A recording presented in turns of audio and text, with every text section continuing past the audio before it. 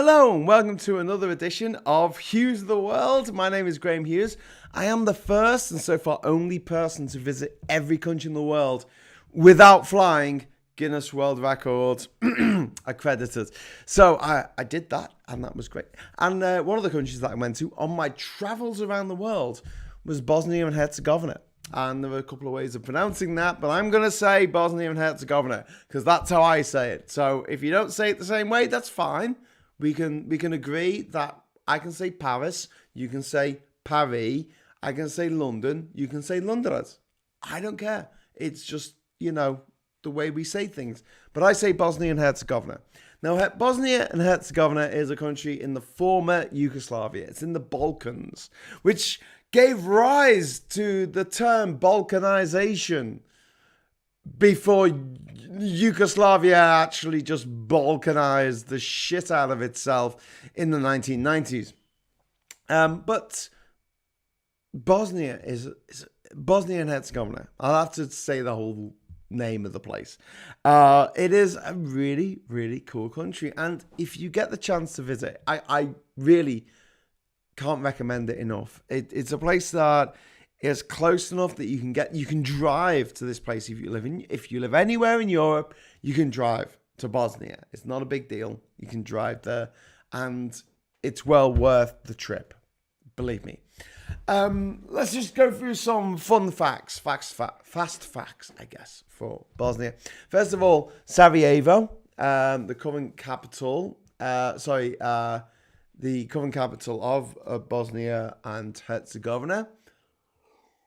It hosted the 1984 Winter Olympics, right? And a lot of the places that were used in the Winter Olympics are still there, but kind of, like the way things in Pripyat near Chernobyl had just been left and they're now all kind of derelict and everything. It's kind of interesting to see urban decay. Yeah, well, the 1984 Sarajevo Olympics have got that in spades. So if you go over there, you can check out they've got the old bobsleigh ramps and things, and they've all been covered in graffiti. And it's a cool place to go and just visit and see what once was, because it was the Yugoslavian Olympics at the time. Obviously, the Olympics takes place in a different city each year, but the country that hosted it was Yugoslavia, which is an interesting thing that I'll come onto in the history. Like, why would a country like Yugoslavia be hosting the Winter Olympics in the 80s? Well, there's a good reason for that. The country is nicknamed the heart-shaped land due to the country's slight heart shape, but it looks more like a triangle, which I'll come on to, when I talk about this. I've also just realised that I don't have my watermark on the screen. So sort that shit out. No, that's it. I'm late. Nice to see Graham again. Pineapple Boy, I was so late today. I was literally like half an hour late. So don't beat yourself up. Trust me. The name Bosnia comes from an Indo-European word, Bosana, which means water. We were talking about this when we were talking about Belize and Liverpool and muddy waters. That means muddy water. Well, Bosnia just means water, which is fitting because the country is full of incredible lakes and waterfalls, and it's got a little bit of the Adriatic Sea, which called Neum, which we will come on to later. Bosnia and Herzegovina consists of two entities: the Federation of Bosnia and Herzegovina and the Republika Srpska. There was also an internationally supervised area, which is called the Broško district. I'm probably pronouncing that completely wrong, but oh my god, it's full of consonants and I don't really know what sounds to make, but that's okay. The currency is the convertible mark, which we'll come on to in a moment. In 2010, Lonely Planet named Sarajevo as one of its top 10 cities in the world to visit, which is fair enough because I have been there in 2009 and said this place is great. Did I go there? Oh no, I hadn't been there in 2009. I went there in 2007. Established in 1995 during the Bosnian War, the Sarajevo Film Festival has become one of the largest and most famous film festival in the whole of the Balkans. Also, Bosnia and Herzegovina national team plays in the 2014 World Cup. Didn't get very far, but they at least qualified to play in the finals, the World Cup finals. And also in the 2004 Paralympics, Bosnia and Herzegovina got gold. They won in the volleyball, which was nice. Many of the team had lost their limbs in the Bosnian War, which obviously we need to talk about. We need to talk about the Bosnian War. Bosnia and Herzegovina has the 10th highest coffee consumption in the world. Don't know why that's relevant, but there you go.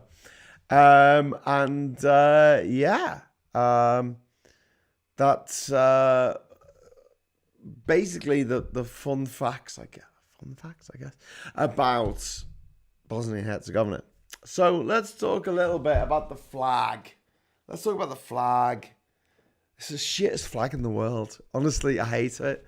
I hate this flag all over the shop. First of all, it's blue and yellow, which are two colours that piss me off because they shouldn't be put together. It always feels like a children's television programme. Like everyone's like, oh, but Graham, you love the EU and the EU flag is blue and yellow. And I'm like secretly sitting there going, yeah, but it's blue and yellow. It is like I don't know, public transport. But yes, the Bosnia and Herzegovina flag is actually a map. And I don't know how I feel about flags that have a map on. Because, you know, probably not great to have a map of your country on the flag. There are a few places in the world that do this. Tuvalu do it with stars. Kosovo does it with the actual map of Kosovo, which is understandable because they want to break away from Serbia, and Serbia don't want them to break away from them. That's something that we will cover in the Serbia video, I'm sure. Please don't at me, Serbians watching this. Cyprus has the map of the country on the flag as well, which is a bit rich because the top bit, the bit in the northeast, yeah, that's part of Turkey since the 1970s, de facto part of Turkey. So, yeah, it's a bit disingenuous to say this is a map of our country. But in the case of Bosnia and Herzegovina, I understand why they did it, because Bosnia is three different people. So the flag has got a triangle. It's a map of the country, and it's three different people. You've got your Bosniaks who are Muslim. Then you've got your Serbians who are Christian, but Orthodox Christian. And then you've got your Croats who are Christian or Catholic. Three different religions. Generally speaking, not everyone, not all Bosniaks, not all Serbians, not all Croatians. But generally speaking, this country has three different, very distinct ethnic people living in it. So they're represented by the triangle.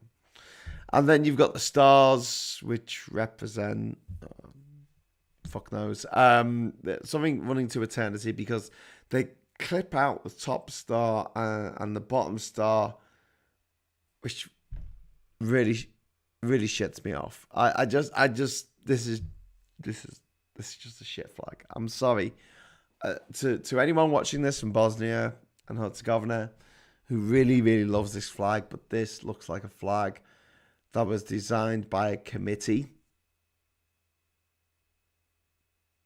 of dickheads. So I've said that. So there it is. There's the flag. It's the country. It's a map. Because the actual country itself, which I'm going to come on to in a moment, does look a lot like a triangle. David says it's like the Swedish and America flag. It's just like a really shit flag. I know some people disagree with me. I actually know, and I'm good friends with people who think this flag is awesome. I think it's a bit poo, to put it mildly. Okay, so let's move on. Currency. The currency of Bosnia is the Bosnia and Herzegovina convertible mark, or the convertible marker, which is comprised of 100 subunits called Pfennigs. Sounds a lot like what they had in Germany back in the day. And it was introduced in 1995. The population of Bosnia and Herzegovina is around 3.3 million people. It's quite a small country. In the medium-sized country list, it comes quite low. And the people, as I said, are Bosniaks, Serbians, and Croatians, or Serbs and Croatians. So, should we dive into the geography? Anyone want to dive into the geography? Should we dive in? Should we just do this? Should we just go in for the geography? Should we do this? Let's do this. Okay, I'm feeling this. Let's go in for the geography. Pow! Okay, there is a map of the world, and what a wonderful world it is, as Louis Armstrong once sang. There's Europe. Okay, so this is all Europe. There's the United Kingdom of dickheads over here, and there's Ireland, who are nice and they sing. There's France, who like to say non, but they're lovely people. There's Spain over there, Italy, and there is the Bosnia and Herzegovina. So what I want you to look at as we sort of bring this into focus and the whole sort of situation over here is basically you have a situation in which hang on, I'm having difficulty here because you can't see my pointer, and I want you to see, but there it is. So you will see that Bosnia is over here, and down here is Italy. You can see his little heel sticking out here. That's nice, isn't it? So maybe I'll just bring that over so you can see. Right. This is Rome. Okay. And over here is Istanbul. Okay. Yeah. In the middle is this area. And this is the Balkans. This whole area is the Balkans. So we can describe the Balkans as Slovenia at the very top here. Slovenia, Croatia, Bosnia and Herzegovina, Serbia, Montenegro, Kosovo, Albania, Greece, North Macedonia, Thessaloniki, Bulgaria, this part of Turkey over here, and maybe a bit of Romania, but they don't like to be called Serbian. Well, not Serbians, but Slovaks. But basically, this whole area was caught in a war between Rome over here and Istanbul over here, because this is the area in between Rome and Istanbul, which is going to be problematic, as I'll come to in the history of the nation. So let's dive into Bosnia and Herzegovina. Now, the first thing you should notice, if I pull out a little bit, you'll notice that it does look like that triangle on the map. Like, it does go pretty much straight along there, straight down there, and then up here. Okay? So the places of interest that we're going to talk about a bit. Sarajevo, the capital, over here. And also we have Mostar, which is down here. They're two of the big cities in Bosnia. Also, something I like to point out, that although it looks like it might be landlocked, if you look at the bottom of the screen here, I'll move it up a little bit so you can see. You'll see there's a little place there called Naum. And Naum splits Croatia, which comes down here. Splits Croatia into two. So if you ever want to go to Dubrovnik, which is here, you'll see that you have to go through a bit of Bosnia, which wasn't a massive deal until 2013. And in 2013, Croatia joined the EU. And so we need to look at this now, because I've been through Naum a couple of times on my journeys around the world. The first few times I did it, it was a breeze. And then when I was trying to do it back in 2017, it was a bit of a nightmare, to say the least. So if you look over here, you can see this sort of what looks like an island coming off Croatia is actually attached to Croatia, kind of.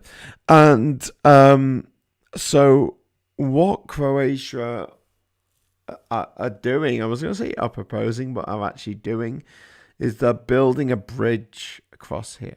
So if I go to the map, the other mode, what's it called? The satellite mode. Oh, you can see it. We can zoom in, and you can actually see where Croatia's building this bridge. Across here. This is the Polyashots project. It started in 2007, but then the credit crunch came along and everyone died. So it never got underway, really. And then in 2013, as I said, Croatia joined the EU, and it hopes that in 2024, it will join the Schengen area. When it does that, it needs this bridge to make sure that its land area is contiguous. So this bridge began, like I said, in 2007, but it stopped because of the credit crunch. And then there was a new design, and in 2018, a new bridge began to get built, and you can see the stanchions here on the Google map. Unfortunately, this bridge is being built by China, which I don't know if it's a good idea, and over 80% of the cost of this bridge is being footed by the EU, which basically means that Naum, this little part of Bosnia, is going to be in trouble, because although there's no big port there at the moment, Bosnia would like there to be a port at some point in the future. Now, if you take a ship out of Naum, okay, so follow my pointer here, and then you go out into the ocean, you don't want to hit the top of your boat on a bridge.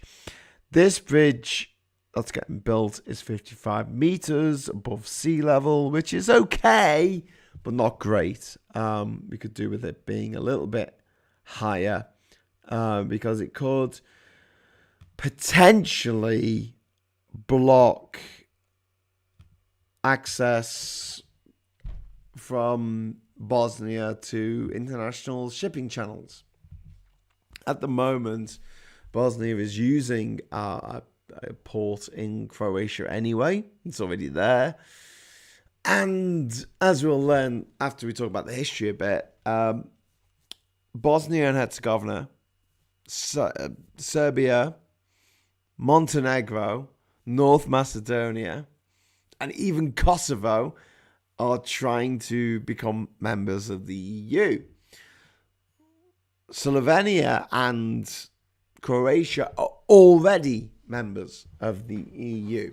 So once they all become members of the EU, will it really matter anymore? Do they really need to build this bridge? I don't know.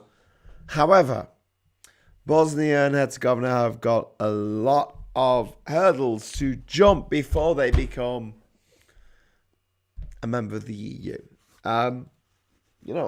You've got Britain when it was a member of the EU, which was all up for enlargement. You got Germany, which was also all up for enlargement. She's still a member of the EU, but Britain isn't.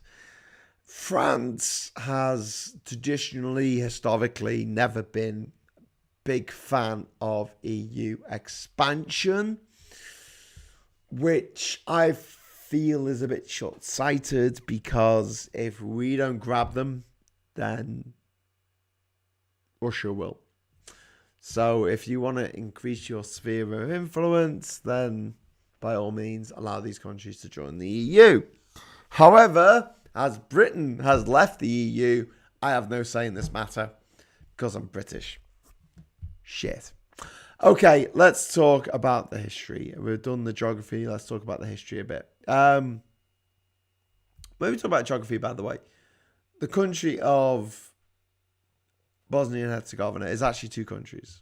And as a result, it's it's a bit of a complicated situation, to put it mildly.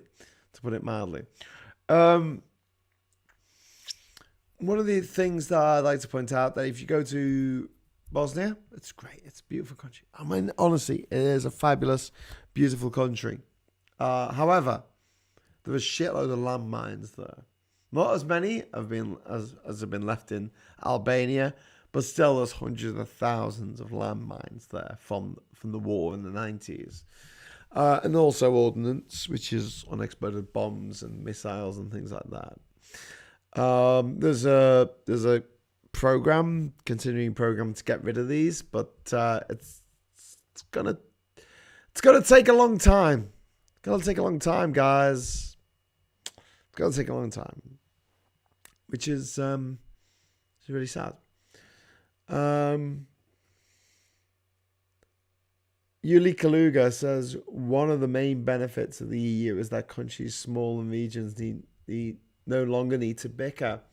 Yes, Yuli Kaluga, that's a really good point, because since forever the 6 or 7 constituent parts of Yugoslavia continually bickered, and it was only the force of personality of Tito that kind of kept it together. But let's dive into this, okay? So Bosnia has been a cultural cocktail from the beginning. People from all over the world, including Italy, Spain, Africa, Asia Minor, Syria, Egypt, and Palestine, have at various times populated the Dalmatia and Bosnia-Herzegovina. The region's first inhabitants that we know about, obviously there were probably people there before them, but the Illyrians were the first that we knew about. When the Roman Empire divided in 395 AD, the Drina River, with today the border with Serbia, became the dividing line between Western Roman Empire and Byzantium. So Byzantium was ruled from Turkey, from Constantinople, the Byzantine Empire, and the Holy Roman Empire, whatever was left of it, was ruled from Rome. And they split not just in terms of linguistics, they also split in terms of religion. And so you had Eastern Orthodox and you had Catholic Christianity. And the Drina River was the border. And so all of the countries around it became the front line of this war between different Christian ideals, I guess. The Slavs, which made up the Slavic people, they arrived in the late 6th and early 7th century. They were refugees, I guess. Probably won't want me saying that. Hi, everyone in the former Yugoslavia. How you doing? But they were effectively refugees. They were people who were fleeing from persecution for one way or the other, and they ended up settling in the region that we now know as the Balkans. In 960 AD, the region became independent of Serbia. Only to pass through this is Bosnia, became independent of Serbia. Only to pass through the hands of other conquerors, Croatia, Byzantium, Dukzla, and which is modern day Montenegro, and Hungary. Also, the Turks during this period, from sort of later on, about 1180 to 1463, Bosnia and Herzegovina became one of the most powerful states in the Western Balkans under Stefan Kotromaniec, I hope I'm saying that right, who conquered large parts of the Dalmatian coast, and in 1326, annexed the southern province of Herzegovina, and it became Bosnia and Herzegovina for the first time. By about 1463, Bosnia was a Turkish province, and there's a reason for this. As I said, Bosnia was at the dividing line between Rome and Rome and Constantinople, which is a very long word. Can you spell it? Istanbul used to be called Constantinople, but it's no longer called Constantinople. It's called Istanbul. So if you have a date in Constantinople, she will be waiting in Istanbul, unless it's a he, and then he will be waiting in Istanbul. But the Pope actually sanctioned a crusade against Bosnia back in the day, because they were all being Byzantine. They were being a bit too Byzantium. They weren't being enough Catholicum for them. So they decided to have a crusade against Bosnia.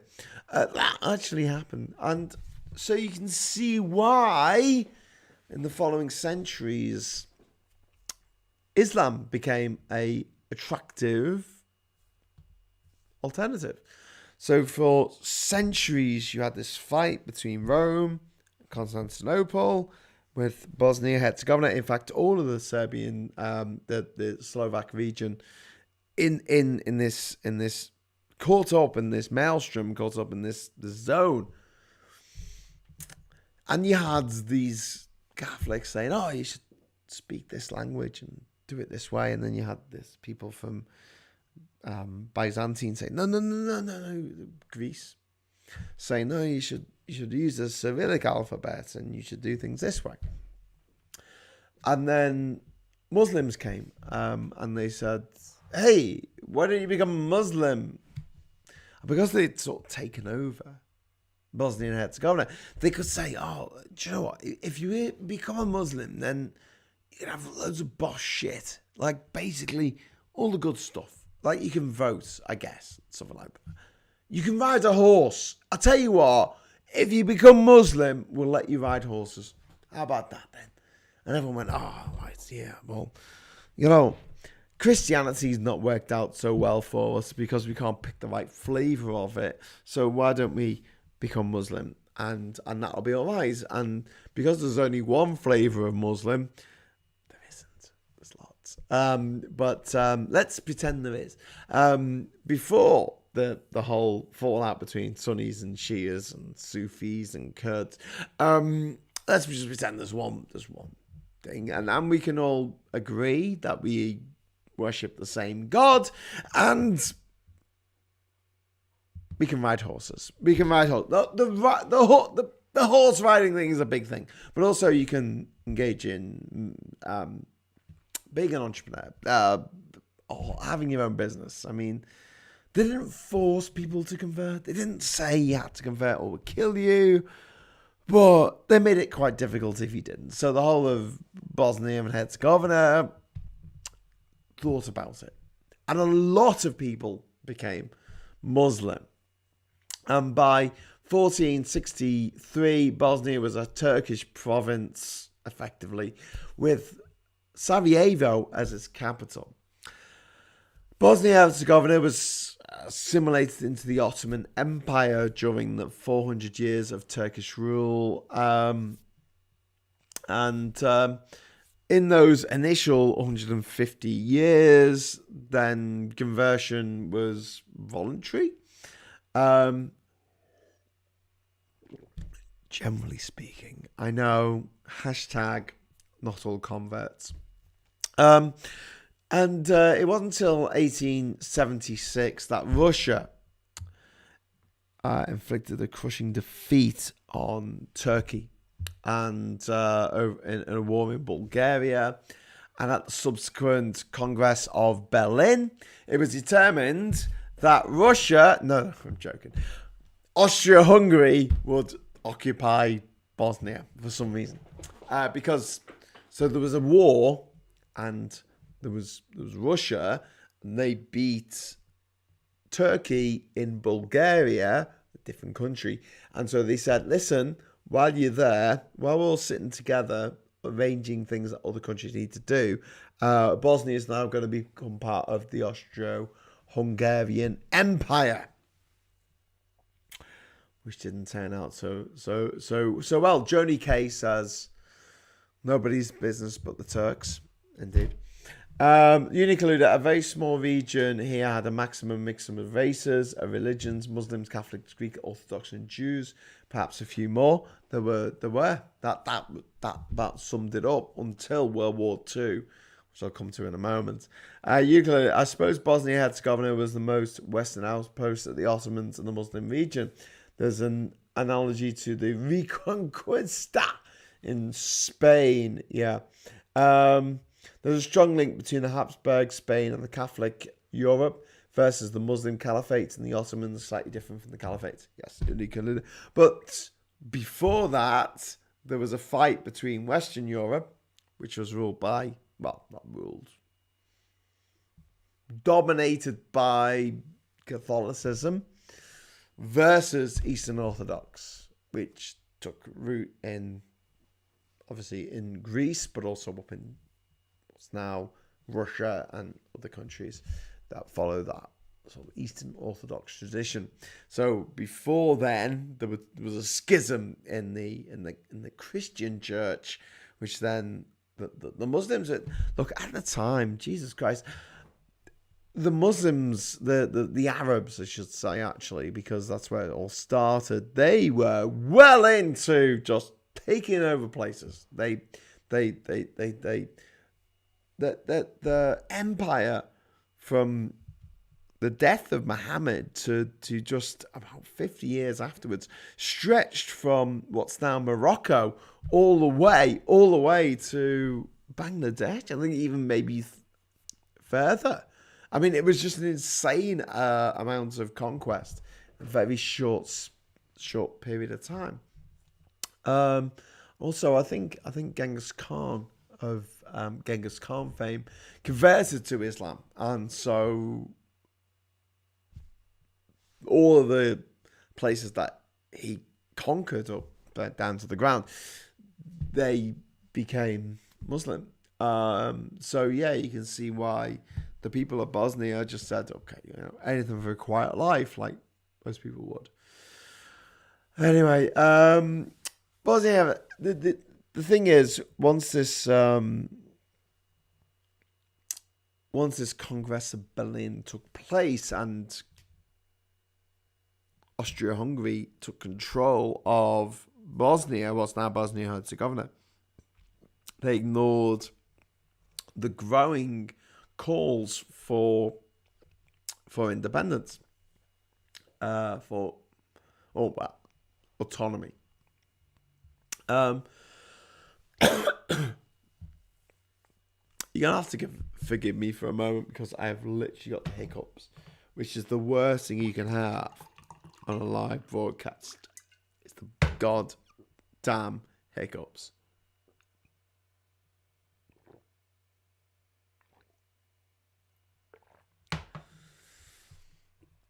Go away, hiccups. Okay, I think they've gone. I always think they've gone, but then they come back for some reason. But yes, I'm going to just assume they've gone. They totally haven't gone. Oh, Jesus Christ. Do you know how much stress it was trying to get this thing going tonight? It was a lot of stress. I'll tell you what we're going to do is we're going to interrupt this podcast, live cast, and I'm going instead to force you to watch force you to watch a video against your better judgment, because I need to get rid of these hiccups. So here we go. This is what I'm going to do. I'm sorry, but let's all just chill out and take a moment to enjoy my trip to Bosnia back in 2007. And after this, I'll come back to the history when I haven't got the world's most ridiculous hiccups. Okay, does that work? I hope that works. Okay, here we go. I'm going to be getting rid of my hiccups now. Oh my God, this is so embarrassing. I'm dying. Literally dying.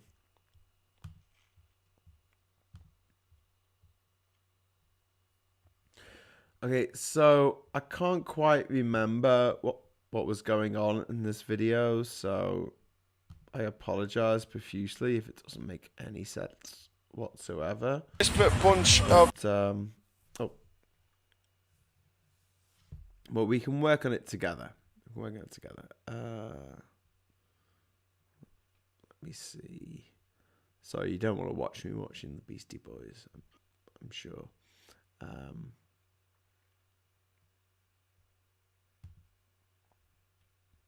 Okay, let's do it. Stand to get out the shower. Right, so we're crossing the bridge for the last time, the Novi Sad Bridge. That's where the Exit Festival was, over there in the Citadel.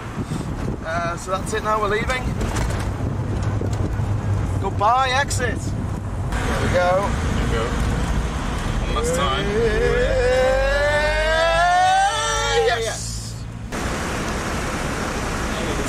We're going over the bridge now of no man's land between Serbia and Bosnia. And we're about to cross into Bosnia. And we're in Bosnia. This is it. This is actually Bosnia. Well, things have been happening. Stop. The main thing being that we went the wrong way for an hour, and then we realised I have to turn around to come back. going the right way. We're going the right way now.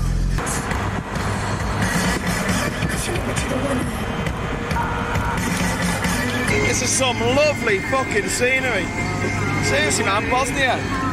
It's looking good so far. We keep getting lost, but it's not our fault. We'll show you one of the signs here that we've got to decipher. Answers on a postcard, please. Hey, guess what? What, Graham? I get to say it. Welcome to Sarajevo. Very good. I see what you did there. Yep. So this is central Sarajevo, and we're walking down the old stone streets. Quite pretty, really. It's quite sedate, isn't it? It's quite laid back and chilled.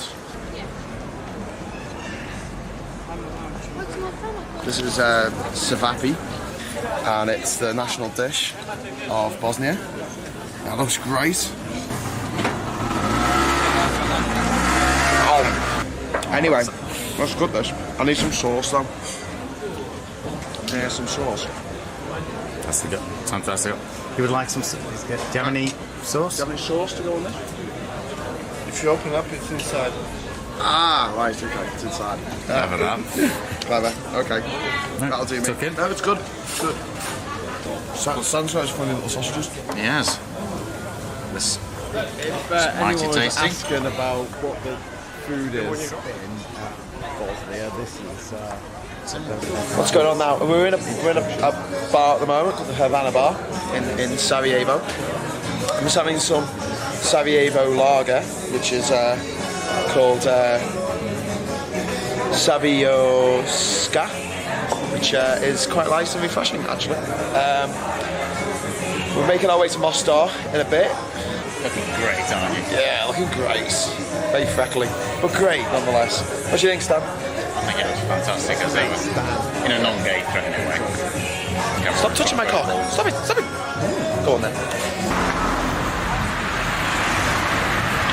Okay, that was our quick tour of Sarajevo. We're going to push on now to Mostar. There's a famous bridge, apparently, that we've got to go and see. We're keeping there tonight. And then tomorrow we're going to see Mostar, we're going to go to Dubrovnik, we're going to go to Macedonia, we're going to go to Albania, we're going to go to Montenegro, Kosovo, and hopefully end up in Bulgaria, depending on how fast we drive and how good the roads are. We could be anywhere, We basically. could be fucking anywhere. idiotic trip around Europe in 10 days. But we've got some nice... Well. This is a fine pickle we've got ourselves into. We're just about 40 kilometres still away from Mostar, and we just pulled over to get an energy drink for Stan, some Red Bull, and yes, indeedy do. We managed to get ourselves a puncher by pulling up on the side there, which we probably shouldn't have done in hindsight, but we went to that. Anyway, so now Stan's going to get the spare tyre out, which is very exciting.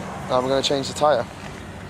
Hopefully get this one repaired tomorrow. Just realised... Well, we've found what the problem is. It's basically the tyre's buckled. The wheel is buckled, so the tyre's not staying on it properly, which can be fixed with a man who has a mallet, we hope. But in the meantime, we've got this silly little yellow tyre, this little yellow joke tyre. Really hopefully going to get us to 40k to Mostar. You see, this footage actually has some copyrighted music on it. So, yeah. What's all this nonsense? I don't want to see this. I've got to get rid of this. Just 1 second. Do you know what's really funny? If you just... oh God, I'm trying to play you a Robespierre video here, which is probably not what you want to watch. Let's have a look. There we go. I love there's a huge fucking me on the screen. Let me just fix that for you, and I'll just change it. Oh no, there's an even bigger me on the screen, but we'll get to that. Morning. Morning. Lovely. Right, we are in the historic, where are we? Bosnian town of Mostar, which is famous for having a bridge, which was blown up and then rebuilt. It's very pretty. It was. Over here some old ruins, and then there's a minaret over there. But we are actually in the old quarter at the moment, which is where we're going to stay, because the bridge that we want to see is just over there. Now, because of last night's shenanigans with the flat tyre, Stan's going to go and sort that out, aren't you, Stan? Yes, it's going to be all fan-dabby-dozy. It's going to be fan-dabby-dozy. This is the bridge in Mostar, which is quite famous. I've just cut the sound there because I used some Radiohead song. I don't want them to cut my live feed. But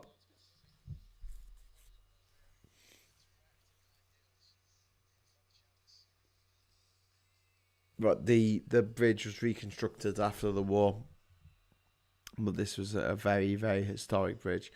Oh my God, it was so hot in Mostar when I was there. But beautiful, absolutely beautiful place. Like gobsmackingly beautiful.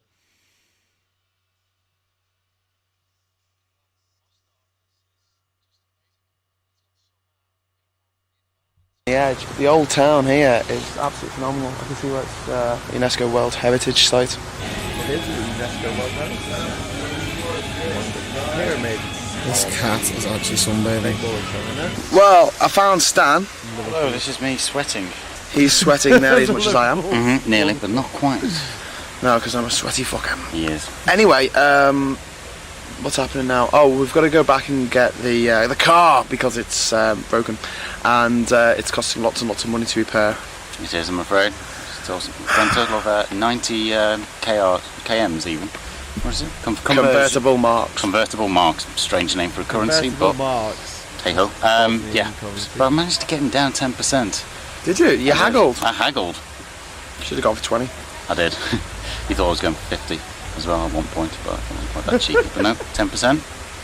Jobs are good. When you go places like this, or like, you know, Beirut or wherever. In countries that And it's always a bit, you think, should I take photos of this building here that's riddled with bullets? Just sort of looking around thinking is it the right thing to do or not. There's a graveyard over there. We would actually film some of it, but I think it's just a bit disrespectful.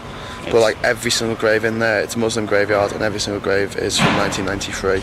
Anyway, we're heading off to Dubrovnik in a minute, and that's pretty similar to this place, because that was sort of had the shit kicked out of it during the war, and then had to be rebuilt. It's also a UNESCO World Heritage Site. Okay, we're just at the tyre fix-it place. We just got a new tyre put on. Getting some air put in the front tyre. Stan's playing the good men and lady.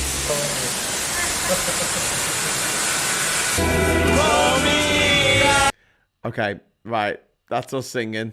Probably should just stop that there then. Right, because you can't play copyrighted music on a live show on YouTube. I hope they haven't just cut me off. But if they have, I'm very, very sorry. But yes, let's get rid of Tiny Graham and replace him with normal size Graham. You can see the chat coming up here, which is really fun. But let's just give me 1 second. I will freeze me for a moment while I sort this shit out. Let's have a look. Okay, that didn't work.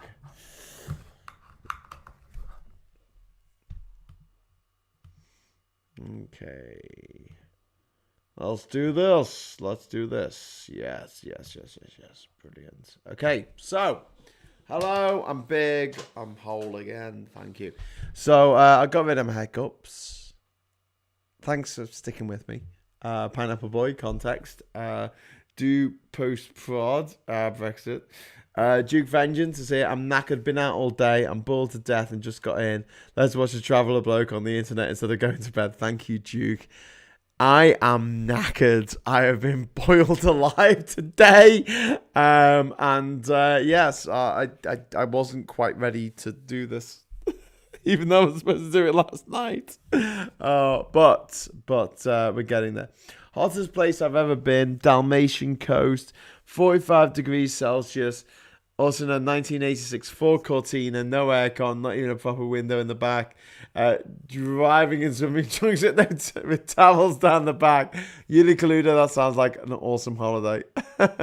Okay, so I was halfway through the history of Bosnia and Herzegovina before I got rudely interrupted by the fact I got hiccups. Oh well, never mind. Resentment against the occupation by Austro-Hungarian, the Austrian-Hungarian Empire, intensified in 1908 when Austria annexed Bosnia and Herzegovina outright. The assassination of the Habsburg heir, Archduke Franz Ferdinand. You should recognize, anyone who knows anything about history will know that he was assassinated by a Bosnian Serb called Gavrilo Princip in Sarajevo on the 28th of June 1914. Now the thing was that the Austrian-Hungarians used that as an excuse to basically declare war on Serbia, which I hope you notice isn't Bosnia. It's next door. Okay? So, but because the guy who did it was a Bosnian Serb, they said, right, we're going to invade Serbia. Now, the Russians didn't like this. Why? Because this is the point that you've got to sort of get your head around when you're talking about the Balkans. Serbia is Eastern Orthodox. It has the same language as Croatia and arguably Bosnia. However, Serbia uses the Cyrillic alphabet, whereas Croatia, speaking the same language, uses the Roman alphabet.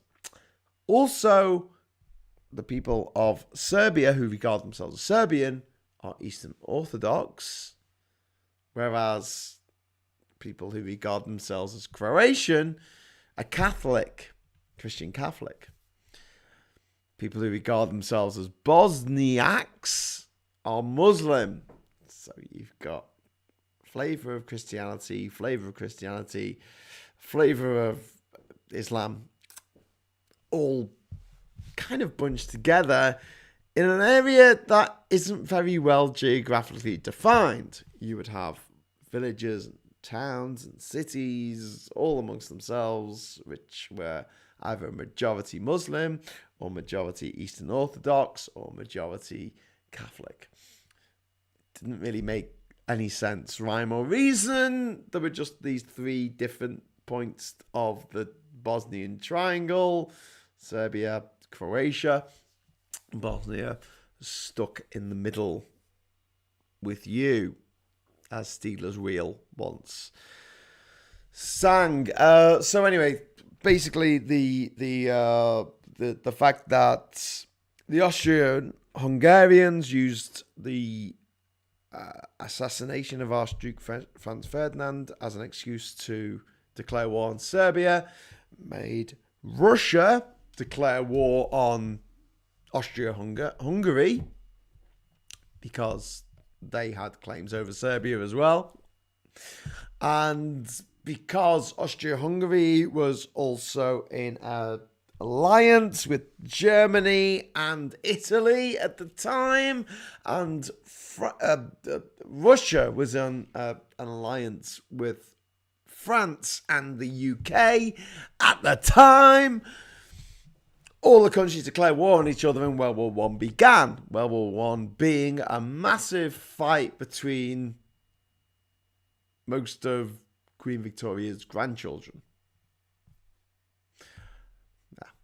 Anyway, so basically, the world was at war, and after the war, there was a short-lived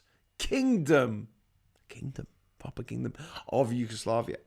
But after Yugoslavia's capitulation to Germany in 1941, Bosnia and Herzegovina was annexed by the newly created fascist Croatian state.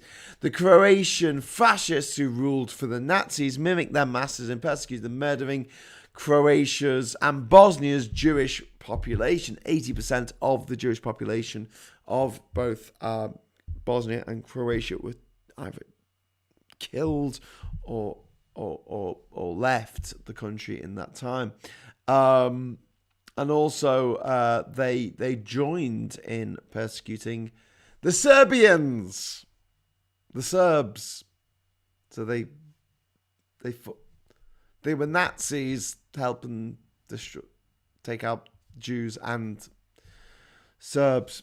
Anyway, after World War II, after the Germans, the Nazis had finished causing all this trouble, they reconstructed the old kingdom of Yugoslavia, which had existed between World War I and World War II.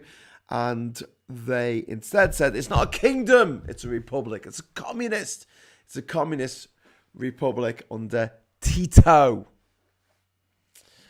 Tito, this man who was a bloody psychopath, but then through the force of his personality, kept Serbia, Croatia, Bosnia and Herzegovina, Kosovo, Macedonia, Montenegro, and Slovenia all together as Yugoslavia. And he did it through the force of personality, which is really bloody impressive, really. And after World War II, Bosnia and Herzegovina was granted republic status within Yugoslavia, within Tito's Yugoslavia. So within Tito's Yugoslavia, there were six republics: Slovenia, Croatia, Serbia, Bosnia and Herzegovina, Montenegro, and Macedonia.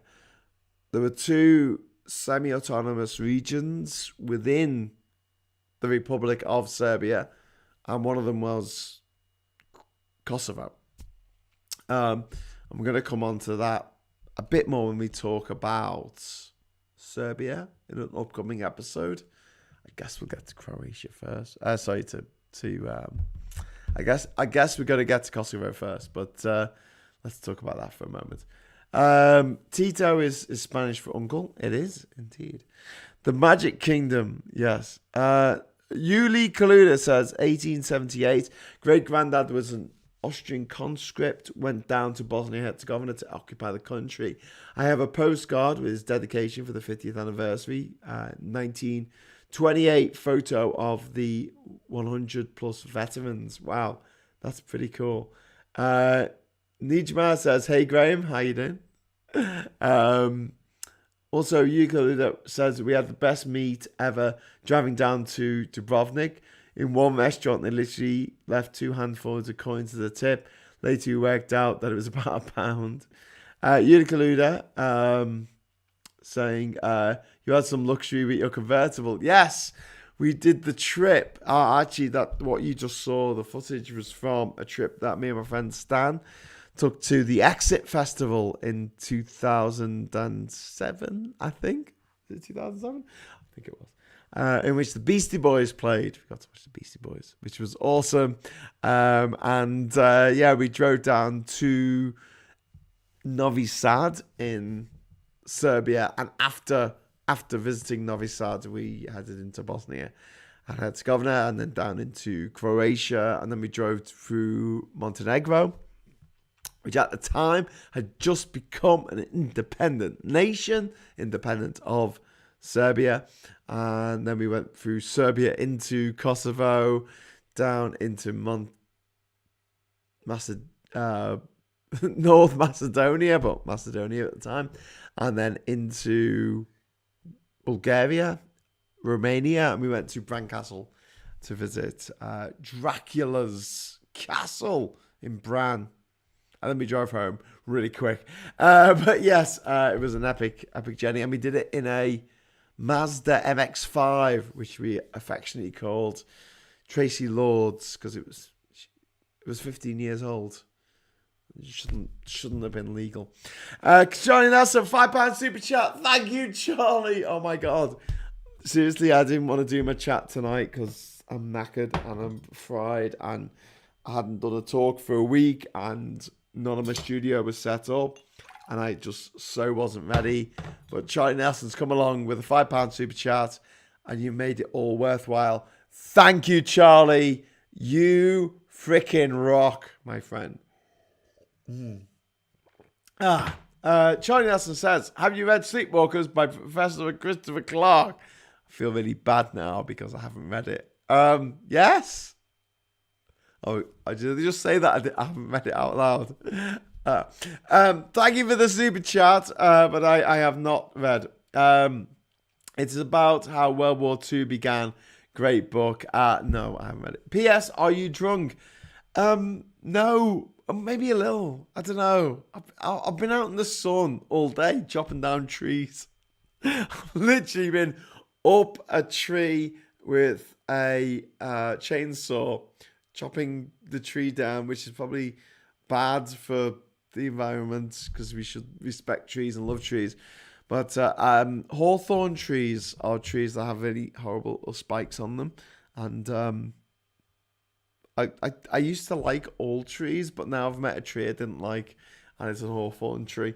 But yeah, so no, I'm not drunk, but I've probably been out in the sun too long today, I would say. Panel Boy, seems all communist leaders of note picked a pseudonym. Yes. Unicaluda says, yes, Graham. Don't think that the believable landscape of Yugoslavia lent itself to being kind of bitsy and broken up. No, indeed. Duke Vengeance says, Dracula's Castle plays Symphony of Destruction.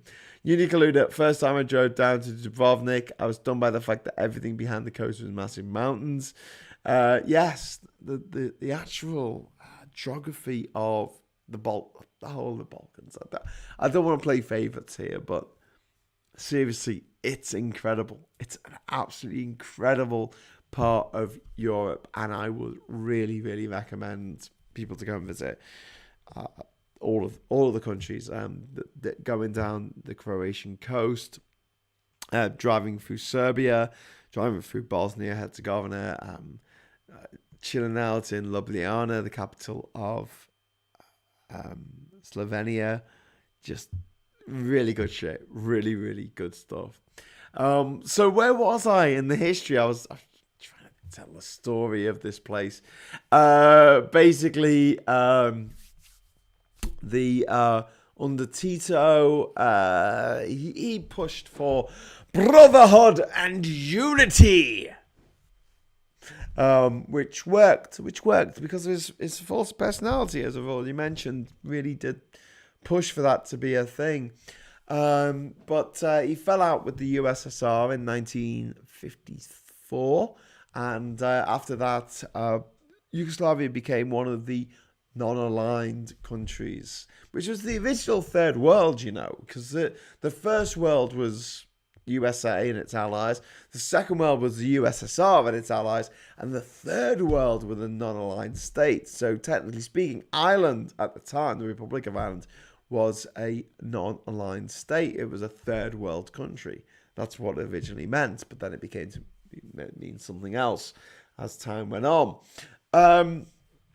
Anyway, so Bosnia's Muslims had to declare themselves either Serbs or Croats until 1971, when Muslim was declared to be a distinct nationality, which became Bosniaks. In the Republic's first three elections in November 1990, after the fall of the Berlin Wall, the communists were easily defeated by nationalist Serb and Croat parties. I'll just explain that Tito died in 1980, and after he died, nationalistic fervour grew in all the different parts of Yugoslavia.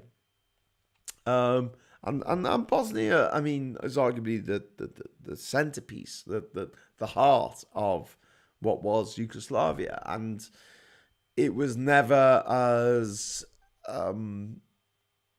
you had people in Slovenia who regarded themselves as Slovaks.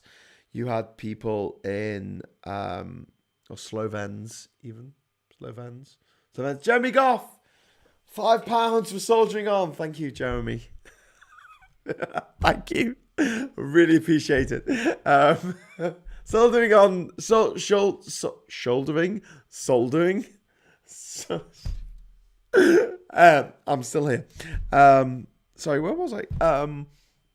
Serbia was mostly Serbian. Croatia was mostly Croatian. Montenegro, I guess, was people who regard themselves as Montenegrin. Kosovo was people who regarded themselves as ethnically Albanian, actually, but Muslim. And then you had North Macedonia, which regarded itself as a separate thing.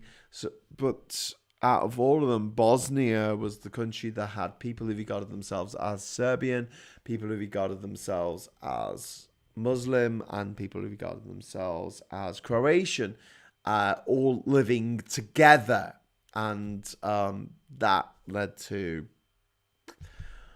what became the Yugoslav War, which was centered in Bosnia.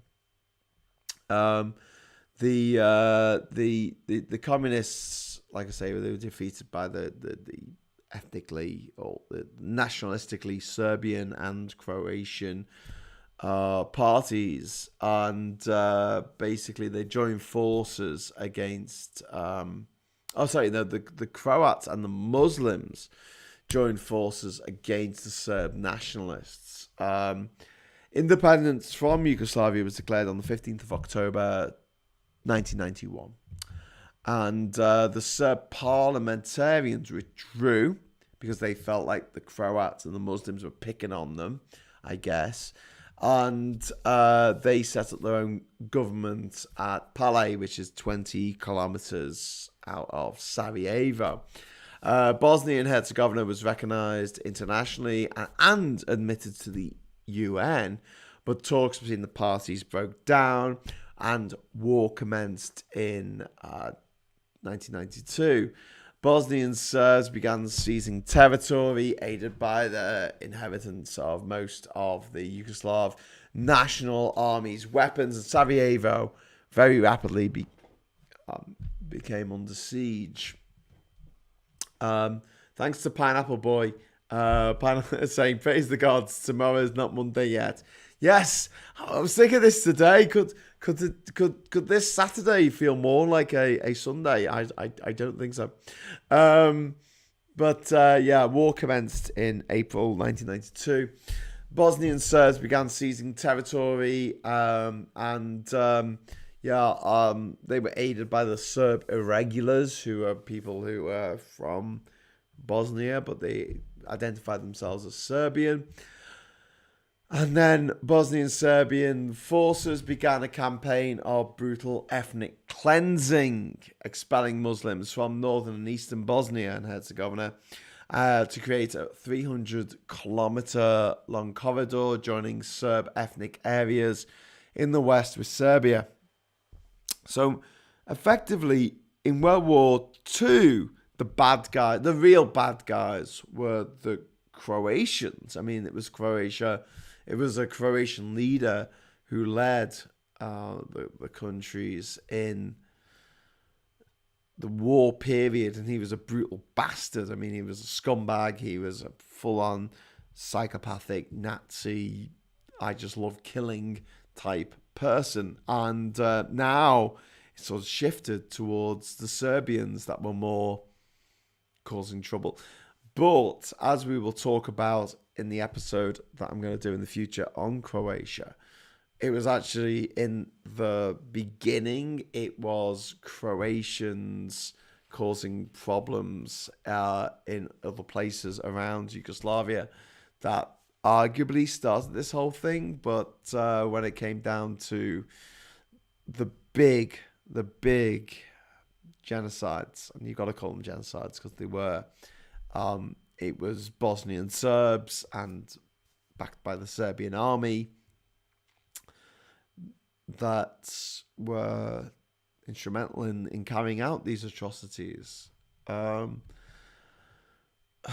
West's reactions to what was going on in Bosnia was increasingly confused and erratic, to say the least. And the pictures of victims found in concentration camps in Bosnia in August 1992 finally brought home the extent that Bosnian Muslims in particular were being mistreated, were being rounded up, were being persecuted. In 1992, later in 1992, the UN authorized the use of force to ensure the delivery of humanitarian aid, and 7,500 UN troops were sent to the UN. They were called the UN Profor, and they were a bit fucking useless, to be honest with you. Yuri Kaluda says, who's seen the Krushturika films? I think of them as ultimately Bosnian stroke Yugoslav. I forgot to mention the Gypsies. So significant in the region. Yuri Kaluda, I've seen a movie called No Man's Land, which I think was set in Bosnia. And it was about a guy who fell on a landmine. And effectively in the movie, different groups come and decide whether they can intervene and help or not, and they all effectively decide that they can't. So pretty sure there's representatives of the Bosnians, of the Croats, of the Serbs, of the EU, of NATO, of the UN, and they all decide to just leave this poor bastard lying on a landmine. It's a really good movie called No Man's Land, which I suggest anyone watching this should check out. UN Pro 4, they were shit. They were useless, to say the least. The Croats wanted their own share, and in early 1993, fighting erupted between the Muslims and the Croats, who had previously been allied against the Serbians. God, this is complicated. Basically the Croats instigated a siege of Mostar, while the Serbians instigated the siege of Sarajevo. So Mostar, which is the place that you just saw in the video that you were just watching when I was there, that bridge got destroyed, and it was the Croats who took it out. Basically, as fighting between the Muslims and the Croats intensified, NATO finally took action against the Bosnian Serbs to try and stop the violence. And a Serbian mortar attack on a Sarajevo market in February 1994 left 68 people dead, and US fighters belatedly began enforcing a no-fly zone over Bosnia and Herzegovina. And when NATO airstrikes to protect Bosnian safe areas were finally authorized, the Serbs captured 300 UN peacekeepers and chained them all together, and basically chained them to potential targets to keep the planes away, which is worth pointing out. By the way, the place that I went to for the Exit Music Festival in 2007, Novi Sad, was actually bombed by NATO. But that was in response to what was happening in Kosovo. It's a few years after. In July 1995, UN Pro-Force or UNPROFORS impotence was highlighted when Bosnian Serbs attacked the safe area Srebrenica.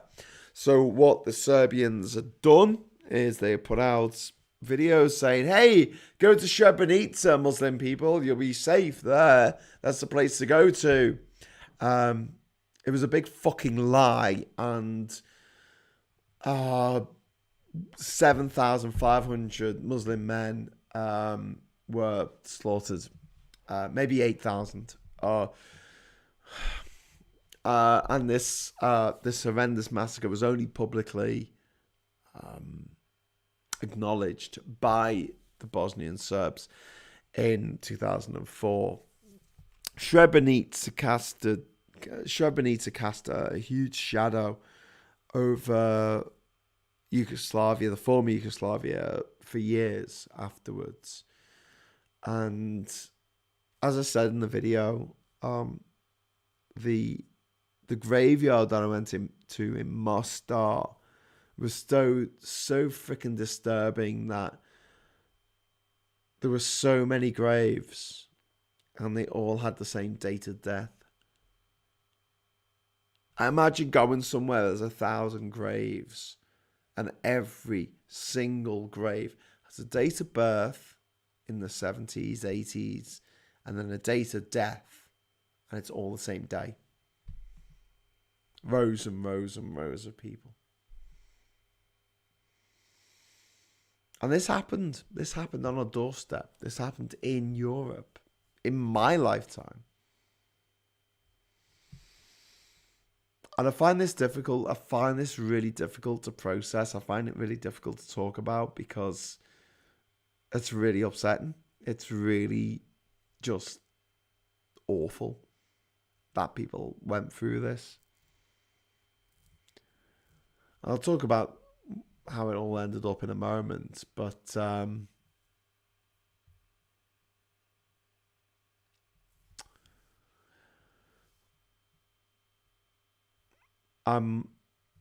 find it difficult. When I talk about countries and I sort of talk about the history of these places and what went on, it's hard enough when it's something like the Belgian Congo. But when it's something that happened in my lifetime, that the people who are my age were affected by this, traumatized by this, it affects me. It affects me a lot. Anyway, Croatia renewed its internal offensive, expelling 150,000 people 150,000 Serbs from the Krajina, I think I'm saying that right, region of Croatia. With Bosnia and Serbs battered by 2 weeks of NATO airstrikes in September 1995, US President at the time, Bill Clinton, he put forward a proposal for a peace conference in Dayton, in USA, in Ohio. And the Dayton Agreement stipulated that the country would retain its pre-war external boundaries, but be comprised of two parts. So it would be the Muslim and Croat portion, which would administer 51% of the country, which would be the Federation of Bosnia and Herzegovina, and then you would also have the Serb Republic within Bosnia, which was called Srpska, which is still there today. So you have these 10 provinces, these 10 regions of Bosnia and Herzegovina, and then you have these 7 areas of Srpska, which is the Serbian area, which basically the Srpska administers the other 49%. The agreement emphasized the rights of refugees. At the time there was 1.2 million in other countries and 1 million displaced within Bosnia and Herzegovina itself, and it gave them the right to return to their pre-war homes. NATO-led Peace Implementation Force became the Stabilization Force, or S4, which was replaced by U4, which was the EU force in 2005. and threatened sanctions forced Radovan Karadzic to step down from the RS presidency in July. That's the Republika, the Republika Serbia, which I mentioned. He stood down in July 1996, and his successor, Plavsky,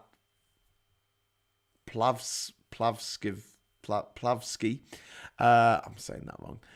His successor split from his hardline policy and moved the capital of Serbia to Banja Luka in January 1998. So within Bosnia and Herzegovina, there were two capitals. There is Banja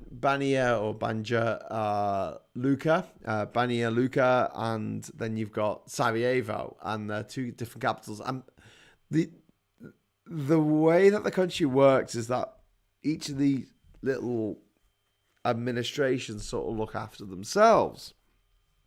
And this is okay because it keeps the peace, but at the same time, it's problematic when you have things like the bridge that Croatia is building to get around the Neum corridor.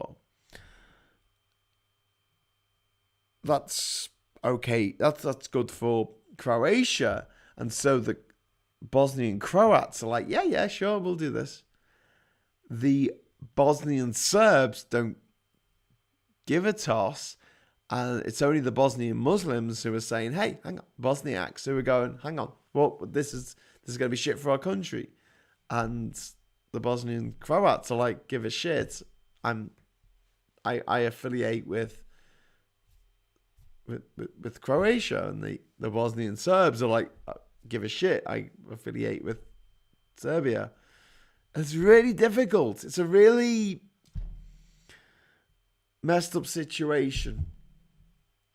Anyway, talking about Radovan Karadzic, this guy was known as the Butcher of Bosnia, and he was the leader of the army of the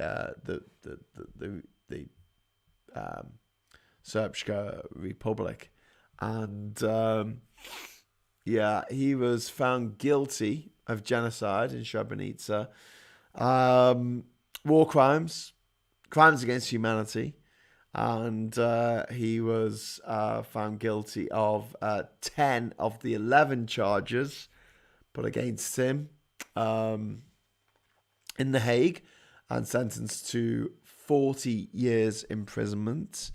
The leader of Serbia at the time of this whole Yugoslav Balkanization of Yugoslavia was Slobodan Milosevic, and he died during the trial in The Hague. So arguably he didn't ever see justice, but he's dead. So I guess it's the ultimate justice in the world. And Radovan Karadzic, who was you had the leader of Serbia, you had the leader of the Bosnian Serbs, who was Radovan Karadzic, and then you had his henchman, his military henchman, who was called Ratko Mladic. And I didn't show it on the video there, but on the way into Serbia, I made a joke while we were going through a particular forest that was where they kept all of the Serbian war criminals. And weirdly enough, a few years later, Ratko Mladic was found in that forest, in that very forest that I was driving through, making an off-color joke about war criminals. Anyway, so on the 30th of May 2011, Mladic was extradited to The Hague, and on the 22nd of November 2017, Mladic was sentenced to life imprisonment after being found guilty by the International Court of human rights, I guess, in The Hague. He was found after he was guilty of 10 charges, 1 of genocide, 5 of crimes against humanity, and 4 violations of laws or customs of war. He was cleared of 1 count of genocide. As a top military officer with command responsibility, Mladic was deemed responsible by the ICTY to be responsible for both the Siege of Sarajevo and the Srebrenica massacre. So that was basically what happened to the people who were responsible for a lot of the shit that went down in the war. A relatively liberal Bosnian Prime Minister, Milorad Dodik, pushed several Dayton-compliant measures through the Republika Srpska,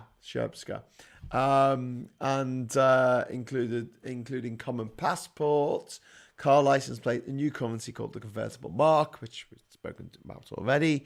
And he lasted until November 2000 when he failed to be re-elected into power. Bosnia and Herzegovina now has a unified army, however. However, things aren't like working amazingly well in Bosnia and Herzegovina. However, look, the thing is this.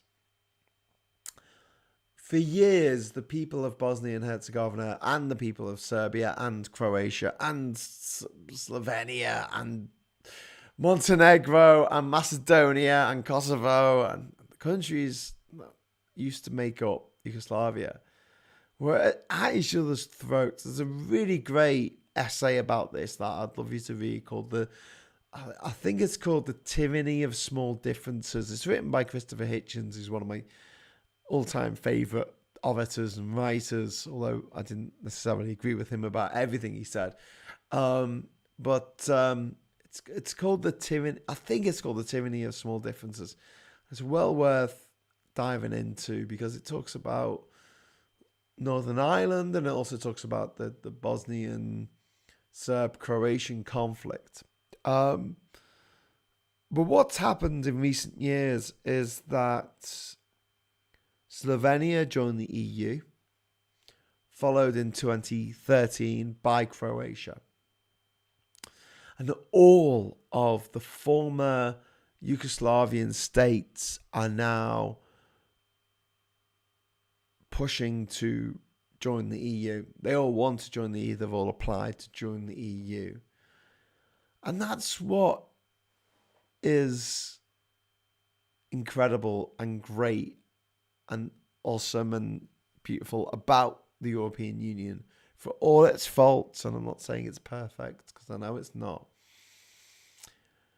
it gives countries that have been at war with each other for centuries the ability to maintain their nationalism, maintain their place in the world, maintain their the things, cultural things that they find important.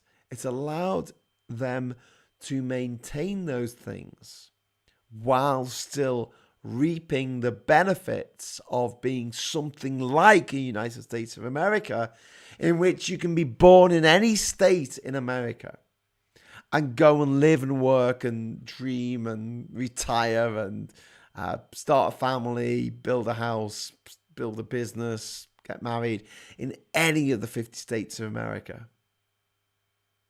And the EU allows that. It facilitates that part of America without having the same bullshit about everyone having to vote for one president to rule over everybody.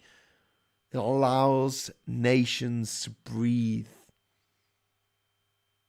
It allows nations to just be themselves. It doesn't diminish people being German or French or Spanish or Greek or Maltan. It doesn't do that. It just says, yeah, you guys are cool. You can do what you like. And when Bosnia joins the EU, which I hope it will in the next few years, this issue with Croatia, it's not going to matter so much anymore, because it should be able to get its goods out of the country via Croatia without having to pay any punitive tariffs or having to pay for excise duties or anything like that it wouldn't necessarily have to pay if it didn't have its own port. Nahum doesn't have a big port at the moment. The objections to the bridge, which says, it's only going to be 55 meters tall, so they're going to allow the taller ships to get through, which is true, it won't. But at the same time, Nahum doesn't have that port at the moment. To build a port there will destroy a really beautiful little town that's down on the water. It's part of Bosnia, where the people there are fisher folk. I mean, they go out and fish. It's not a big container port. I don't want there to be a big container port. They already exist in Croatia. So once Bosnia and Herzegovina becomes part of the EU, hopefully they can set something up.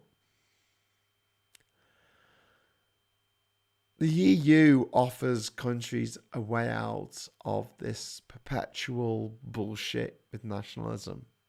And talking about Bosnia and looking into the history of the place and what happened in the 90s, it makes me feel so grateful that I was part of the EU, that I was an EU citizen for the vast majority of my life until January the 31st last year.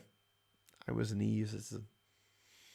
And having that taken away from me and being the one country in Europe that is actively turning its back on the future, turning its back on progress, it breaks my heart. It really does. But I would like to say, if you get the chance to visit Bosnia, and I've been there a few times, not just on the video that you saw there, but I've been there 3 times in my life. I've loved it. Absolutely loved it. It is a spectacularly beautiful country. And the people there are lovely as well. You wouldn't believe that they'd gone through all this shit just less than 30 years ago. I'm going to just jump into the comments before saying goodnight tonight, because it's past midnight, so I've really got to cut this. Yudikaluda, my friends in Germany had a Croatian mother and a Serbian father. In 1983, we drove down to Karlovac to see the newly built beautiful house. In the ensuing war, the house was blown up several times. That's really sad. Pineapple Boy, Karovic and Krasnik got convicted for Srebrenica, but as rare as justice is, it seems hollow given the scale. Yeah, you're right, Pineapple Boy. And I was reading today about, and this is a really heavy subject to just bring up at the end of this, rape as a weapon of war, which was seen a lot. I mean, even since, obviously happened before then, but it happened in World War II. And in most conflicts since then, it's been something that happened. And in Bosnia, in what's now Republika Srpska, there was a rape hotel. There was a hotel that was used to torture, beat, abuse, and rape women and men. And the people who were abused there would like to see the whole building razed to the ground so that not a single tree grows there. Nothing. There's nothing. And yet, a few years ago, this hotel was converted into a luxury spa. And I'm on the side of Germany when it comes to dealing with the past. I really feel like there needs to be Germany and South Africa. there needs to be truth and reconciliation. And there also needs to be a concerted effort to address what's happened in the past and make sure it never happens again. Don't turn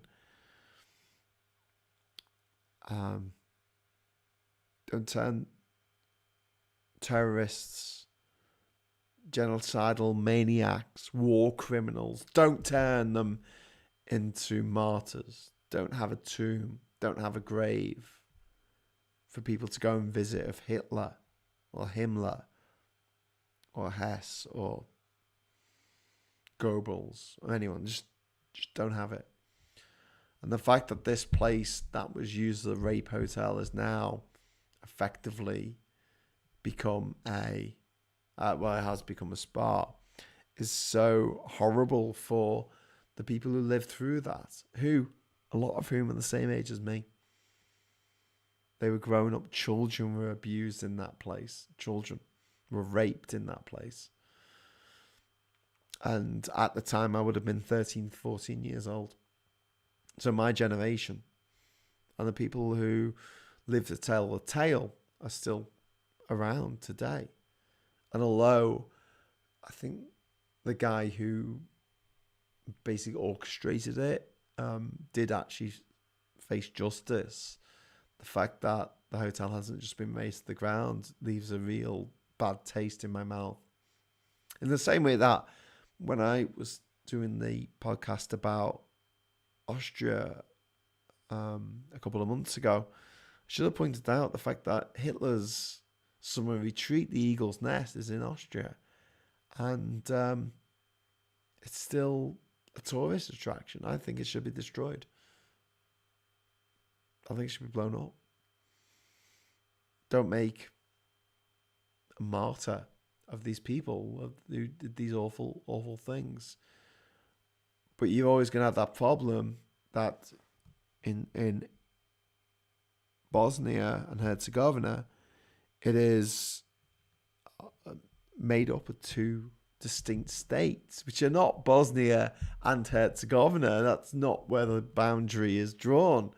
It's Bosnia and Herzegovina is one thing, and then you've got Republika Srpska, which is Serbians who live in Bosnia, and they rule the local area, and they'll say, look, we don't care about these war crimes that happened. And yet the Muslim population who live in those places still look at that and say, this isn't right. This shouldn't be something that is now a luxury bloody spa, for God's sake. Pineapple Boy says, in Britain we protect statues of slavers like Edward Colson to stoke culture wars to distract from competence and democracy. Yeah, you're right, Pineapple Boy. I want to go into the centre of Durham. There is a statue in the centre, and it's this fucker on a horse with this big stupid hat. He looks like a twat. His name is Charles Vane, not the pirate, but some other Charles Vane. And he was a mine owner in Durham. He was, at the time, he was one of the 10 wealthiest people in the UK. And not only did he I can't even speak. Not only did he very vocally, as an MP, fight against stopping children from working down the mines, he also gave a derisory amount of his money. He was the Marquis of Londonderry in Ireland, and he has Irish contacts. And Vane Stewart, I think his name was Charles Vane Stewart. Look it up. And he gave this derisory amount to help people in Ireland during the potato famine. And at the same time, he gave literally what would now translate to millions, if not billions, to some bullshit thing that he wanted to just spend money on. And I want to change his statue. I want to rip it down, to be honest with you, and throw it into the fucking weir. But He's got like a big plaque. I just wanted to say Charles Vane Stewart. I think that's his name. I should look it up before I fucking start making things to actually happen. Let me just type it in, just make sure I've got the right name.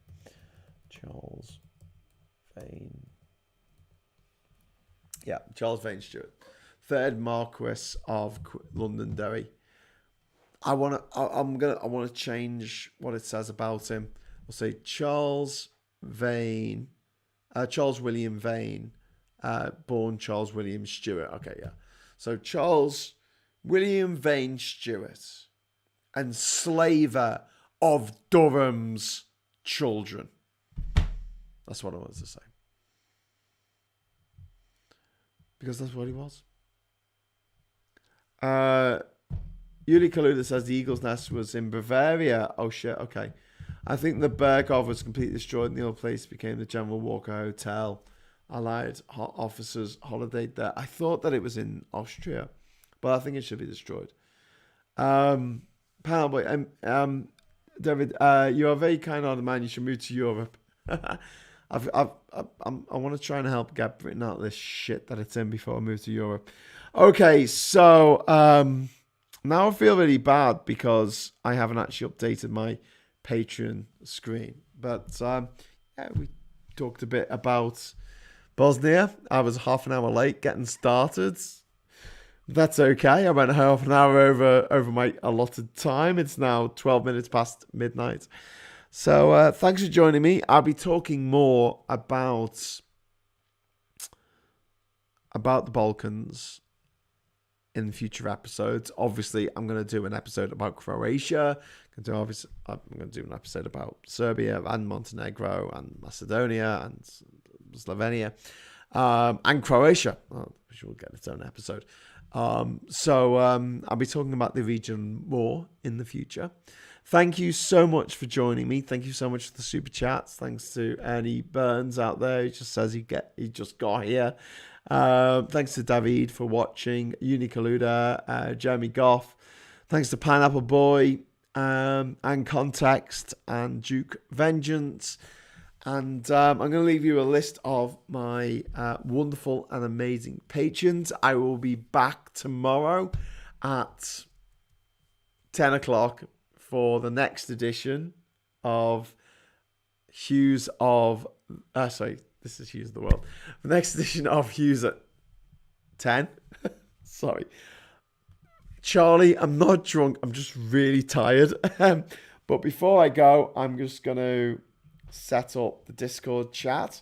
So if you want to talk with me afterwards on Discord, please feel free to jump onto the video chat or the video channel.